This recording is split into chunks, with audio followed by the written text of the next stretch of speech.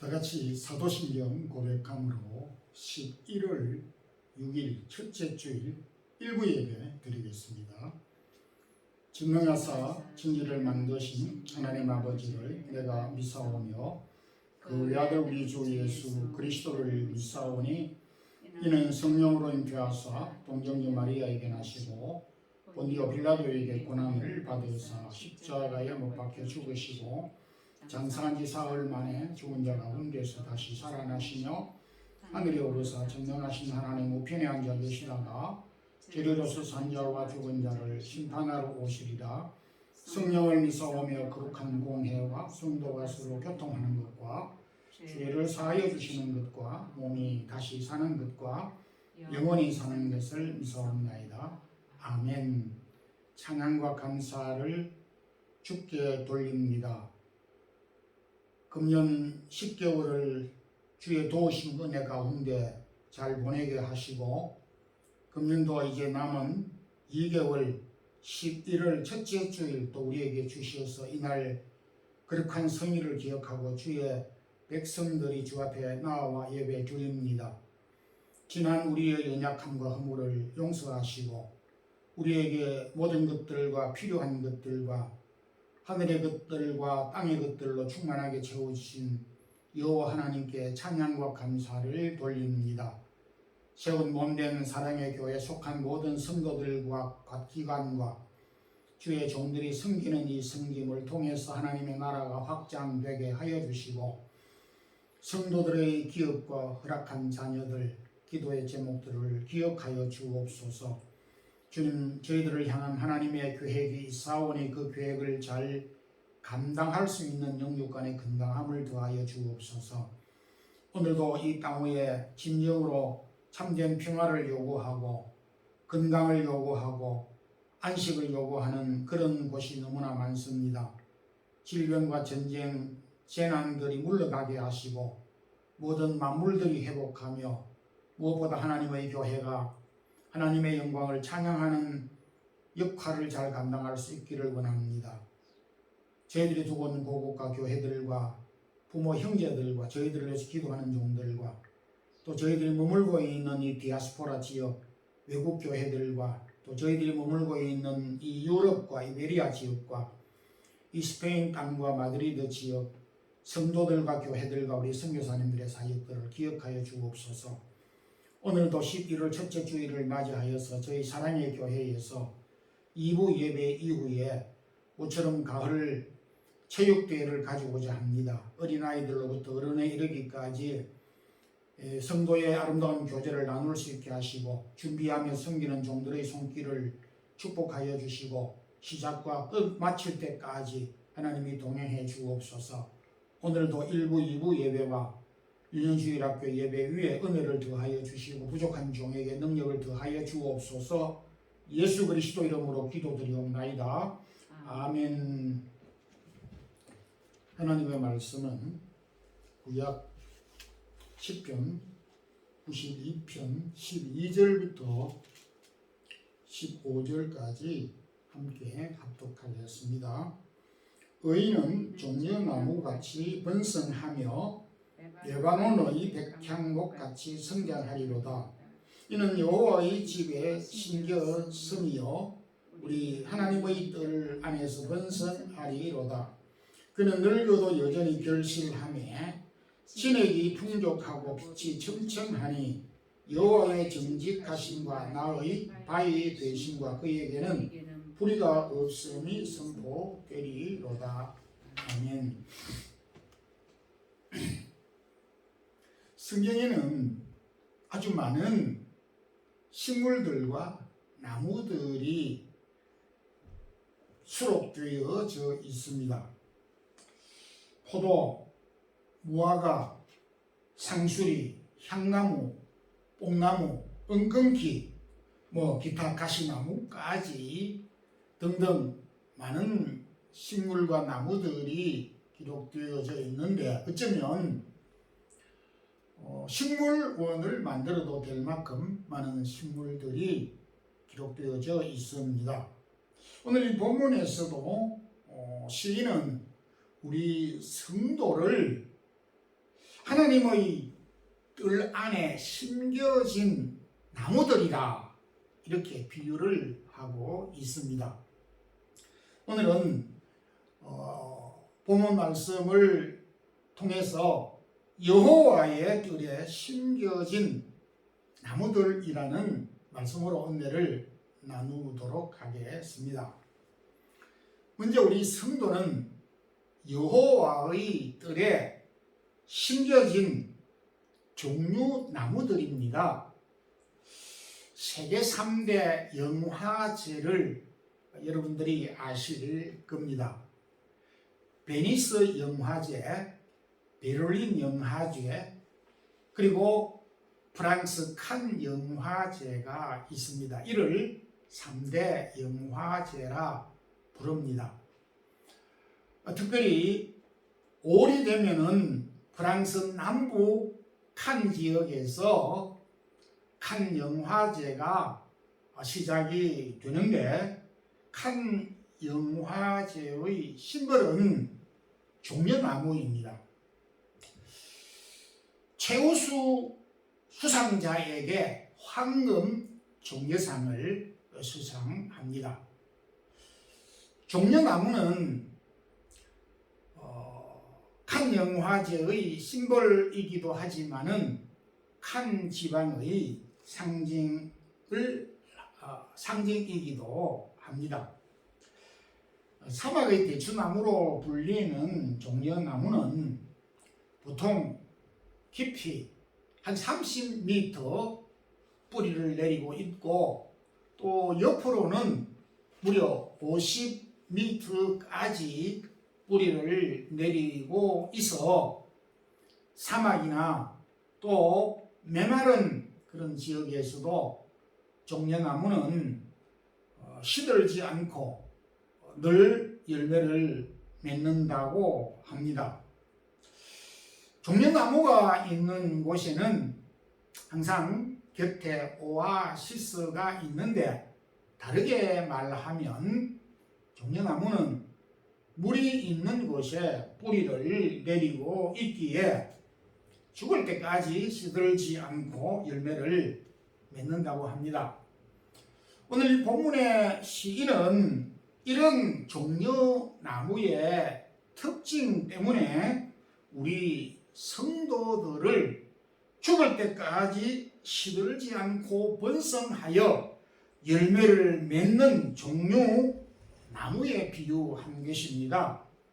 12절 의인은 종려나무같이 번성하며, 14절에 그는 늙어도 여전히 결실하며 진액이 풍족하고 그 빛이 청청하니 라고 이 종려나무의 특징을 말하면서 우리 성도가 이 땅 위에 살아가는 동안 특별히 늙기까지 시들지 않고 열매를 맺을 수 있는 존재들이라고 하는 것을 말씀해 주고 있습니다.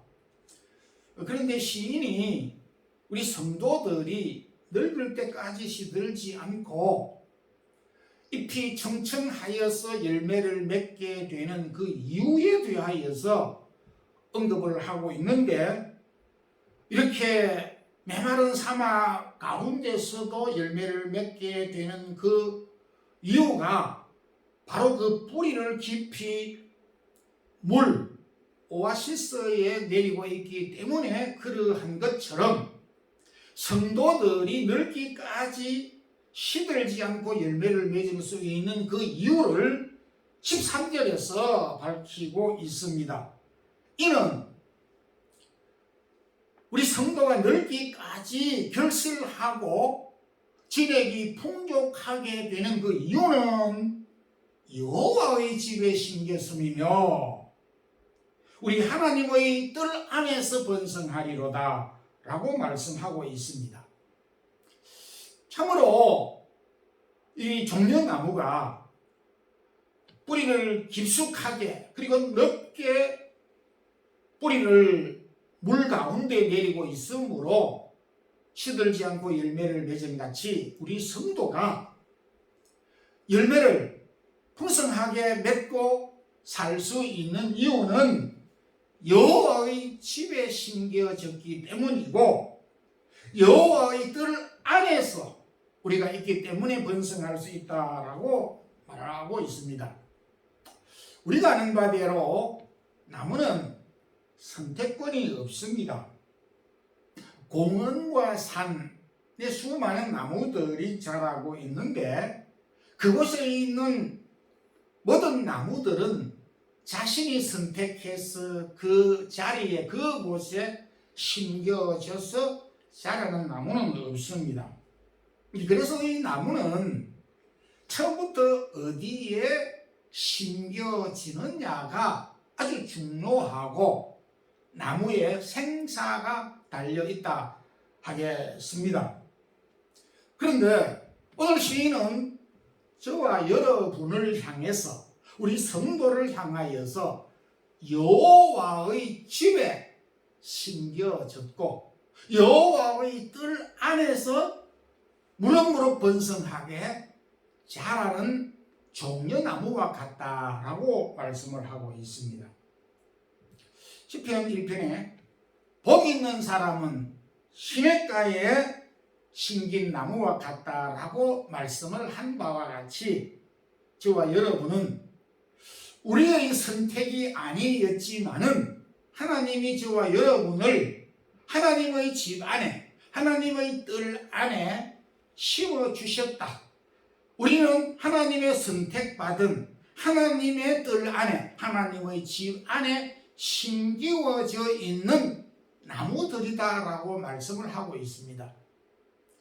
곰곰이 생각해보면 참으로 얼마나 감사한 일인지 모르는 것입니다.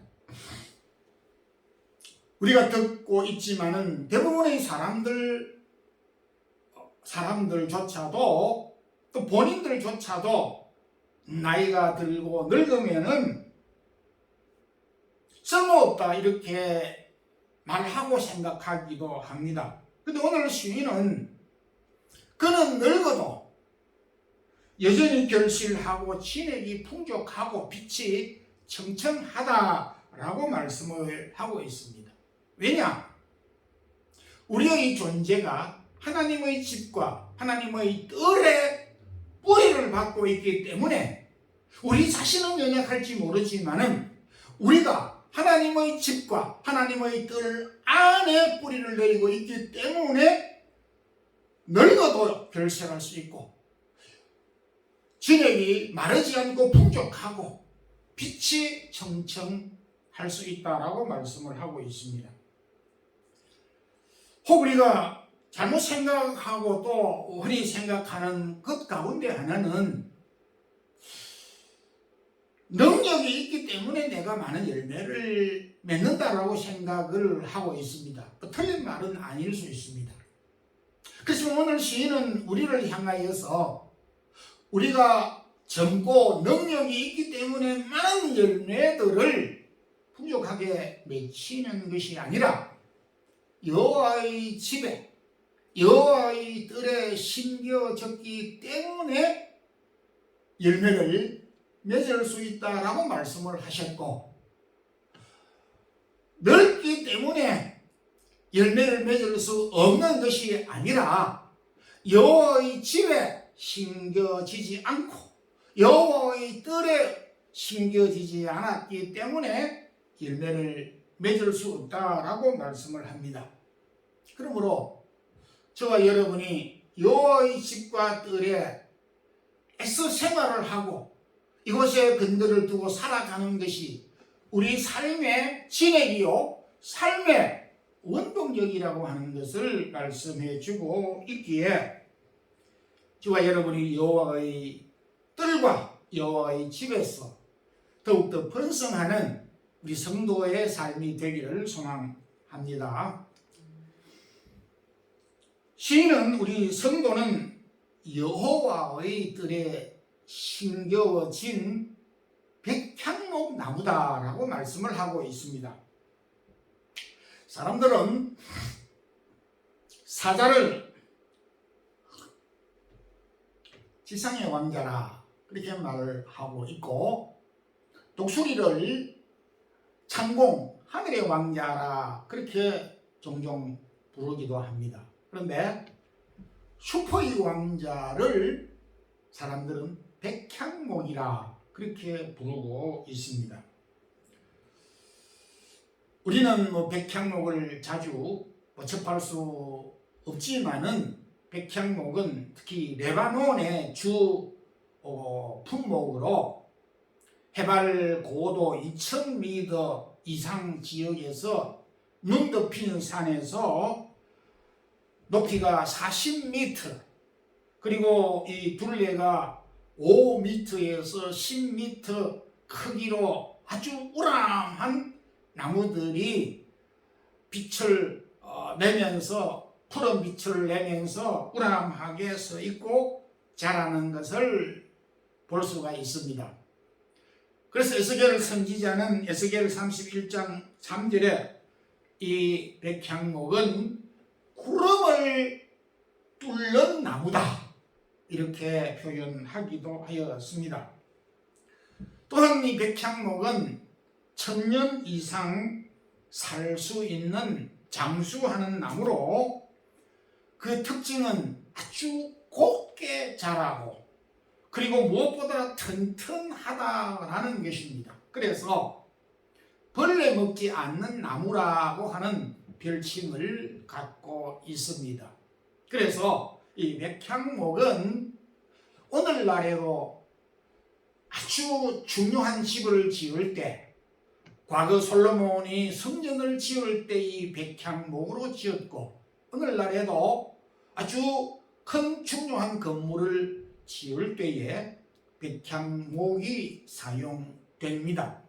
그래서 이 백향목은 아주 중요한 제목으로 기둥으로 사용되고 있는 것입니다.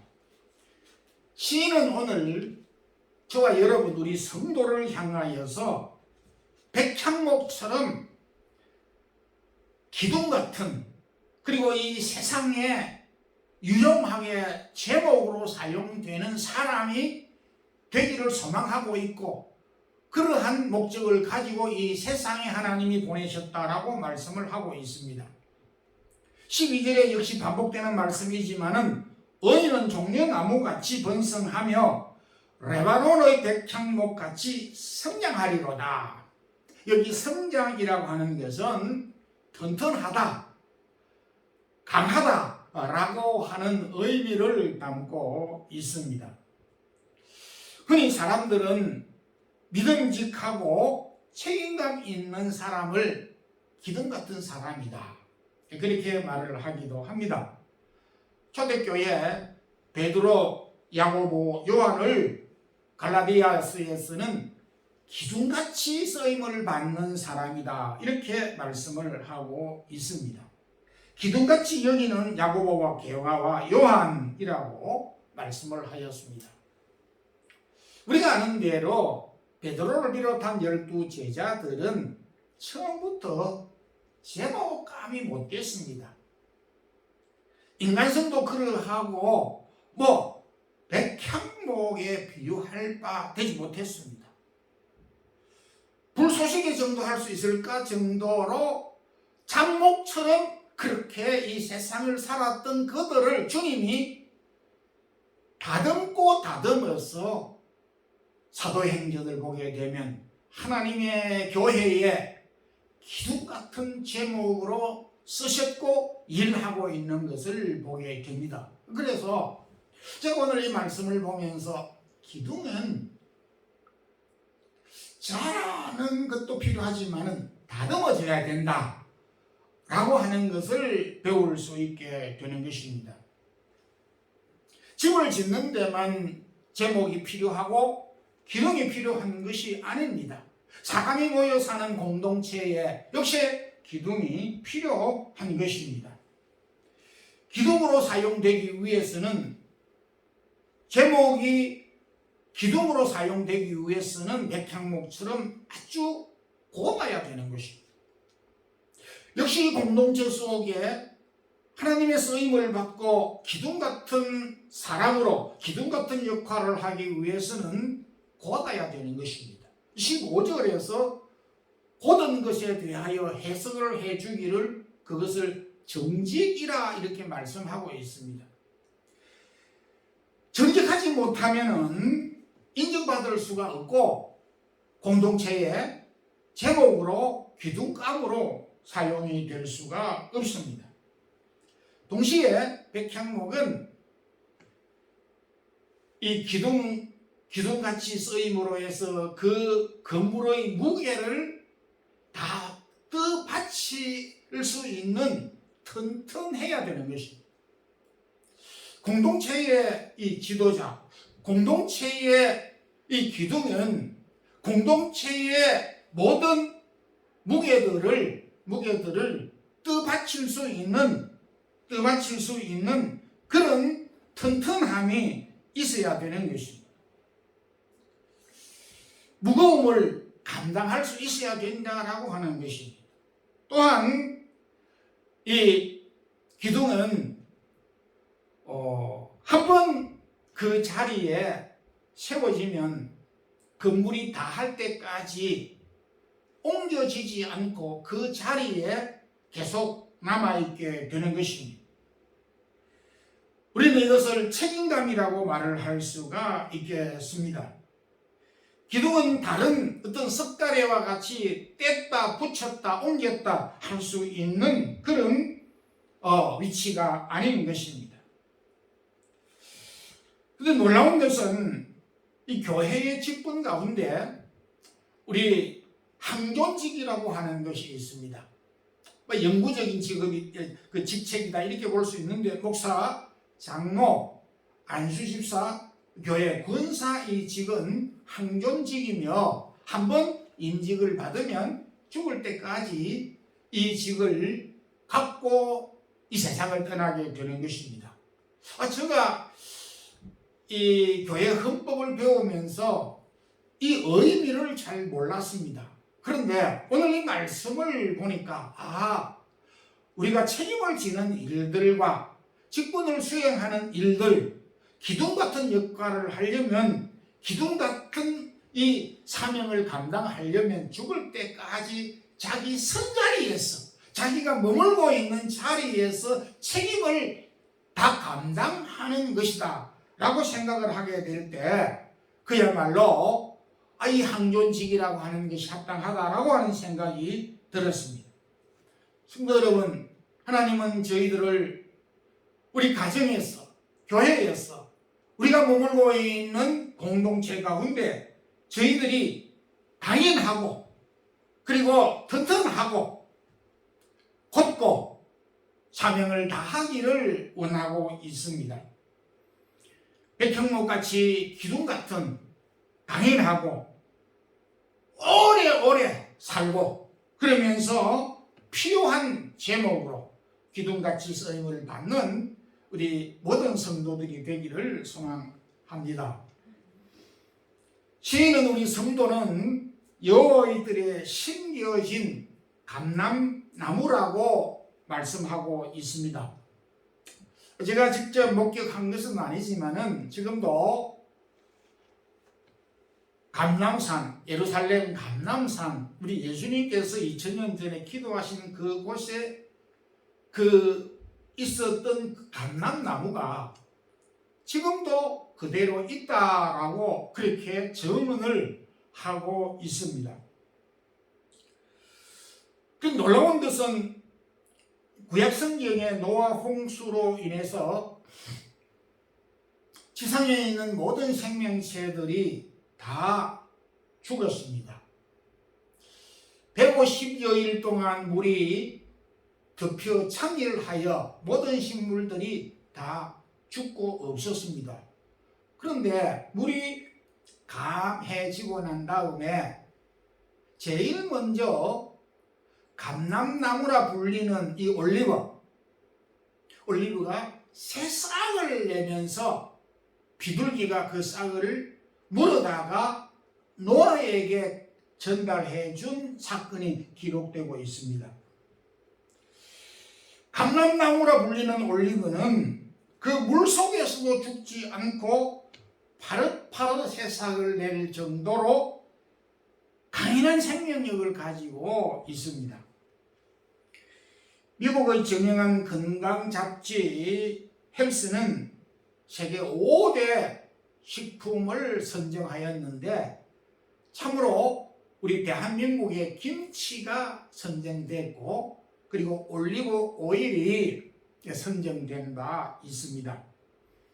기원전 의학의 아버지로 불리는 히포크라테스는 올리브 오일을 위대한 치료제라고 그렇게 명명을 하였습니다. 로마의 역사 가운데 이런 기록이 있습니다. 와인은 사람의 피를 만들지만은 올리브는 사람의 뼈를 만든다. 그래서 황금의 액체다라고 기록을 하고 있습니다. 감람나무는 주로 기름과 열매를 많이 사용하고 저희들도 음식점에 가면 반드시 올리브 열매를 내어 주기 때문에 또 늘상 먹곤 합니다. 특별히 그 중에 기름은 구약의 왕과 제사장과 선지자를 세울 때 직임을 수행하게 할 때에 기름을 부었는데 그 기름이 바로 올리브 오일, 감람 기름을 부어 직임을 수행하고 있습니다. 오늘 10절에도 주께서 내 뿔을 들소의 뿔같이 높이셨으며 내게 신성한 기름을 부으셨나이다. 여기에 기름을 부으셨다라고 하는 것은 감람유 기름을 말하는 것입니다. 시인은 9절에서 악인의 패망을 언급하면서 하나님의 뜰에 하나님의 집에 심기우신 성도에게 마치 우리가 영화에서 서부 영화에서 나오는 카우보이들이 쩔쩔 매는 그 들소나 스페인의 그 도로장에서 나오는 소에게서 솟아나오는 강력한 힘과 그 능력을 성도들에게 부어서 기름을 부어서 확인해 주었다라고 말씀을 하고 있습니다. 참으로 놀라운 일이 아닐 수가 없습니다. 여호와의 뜰에 여호와의 집에 심겨졌던 이 성도에게 하나님은 직인뿐만 아니고 성도 각인에게 들소의 힘을 솟아나는 솟구치는 힘을 부어서 확인을 해 주셨는데 기름을 부어서 확인을 해 주셨다라고 말씀을 해주고 있습니다. 요즘 우리 새벽 기도에 사도행전을 묵상하고 있습니다. 베드로의 그 담대함을, 베드로의 그 용기를, 베드로의 영적인 파워와 힘이 용소처럼 치는 것을 볼 수가 있는데 두 번이나 옥에 갇히면서도 결코 꺾이지 아니하고 유대 지도자들 앞에서 너희들 말을 듣는 것이 하나님의 말을 듣는 것보다 옳은가 판단하라.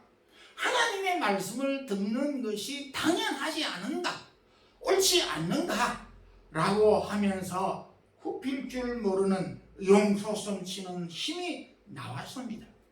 우리가 알다시피 이 베드로는 그야말로 어린 소녀 앞에서도 두려워 벌벌 떨었던 그였지만은 하나님이 그에게 들소와 같은 파워와 능력을 주었으므로 두려움 없이 그가 맡은 사역을 감당했던 것을 보게 됩니다. 말씀을 맺겠습니다. 피터 톰킨슨은 식물도 바흐의 부드러운 음악을 좋아하고 록 음악을 대단히 싫어한다. 우리나라의 노상 이은상 선생은 그의 시에서 나무도 사람처럼 마음이 일소이다 라고 그렇게 시에서 표현을 하고 있습니다.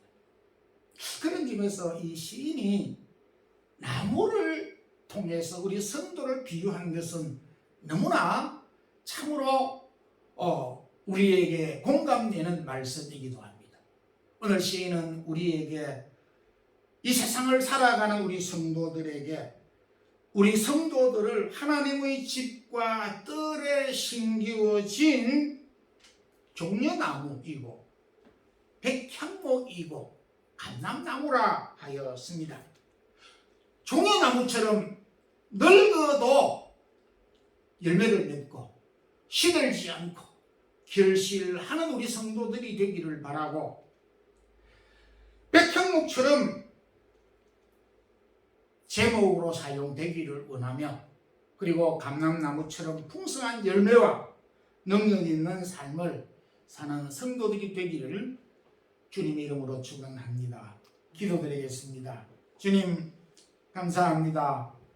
거룩한 성의를 주시고 오늘도 시편 92편 시인이 우리 성도들을 하나님의 뜰에 하나님의 집에 심겨진 나무들과 같은 것으로 비유하셨습니다.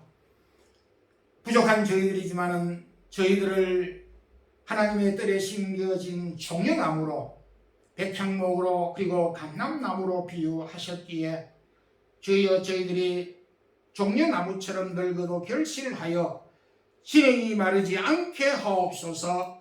백향목처럼 제목으로 사용되고 기둥으로 사용되는 삶을 살게 하여 주시옵시고, 감람나무처럼 능력 있고 많은 열매를 맺는 저희 성도들이 되게 축복해 주시옵소서.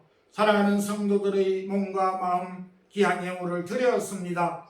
저들의 수고와 저들의 헌신들을 주님이 기억해 주시고 축복해 주시옵소서.